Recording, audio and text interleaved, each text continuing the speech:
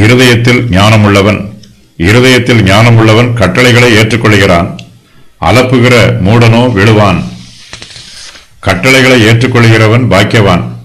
அவன் கர்த்தருடைய பிரமாணத்திற்கும் தன்னுடைய தேசத்தின் சட்ட திட்டங்களுக்கும் கீழ்ப்படிந்து ஜீவிப்பான். கட்டளைகளை ஏற்றுக்கொண்டு அவற்றிற்கு கீழ்ப்படிவது தன்னுடைய கடமை என்பதை தனக்குள்ளே அங்கீகரிப்பான். இவன் ஞானம் உள்ளவன். இவனுடைய இருதயம் ஞானத்தினால் நிறைந்திருக்கிறது. இப்படிப்பட்டவன் உறுதியாய் நிலைத்திருப்பான். கீழ்ப்படியாதவன் அலப்புகிற மூடனாய் இருக்கிறான். இவன் தேவனுக்கும் கீழ்ப்படிய மாட்டான், மனுஷருக்கும் கீழ்ப்படிய மாட்டான். இப்படிப்பட்டவனை ஆளுகை செய்வது மிகவும் கடினம். இவன் மீது எந்த நுகத்தையும் சுமத்த முடியாது. இவனுக்கு எந்த ஒரு சத்தியத்தையும் கற்றுக் கொடுக்க முடியாது.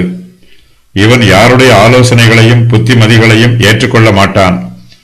இவன் தனக்குத்தானே மூடனாய் இருக்கிறான். இவனுடைய பார்வைக்கு எல்லோரும் மூடராய் இருப்பார்கள். தனக்கு எல்லாம் தெரியும் என்று இருமாப்பாய் இருப்பான்.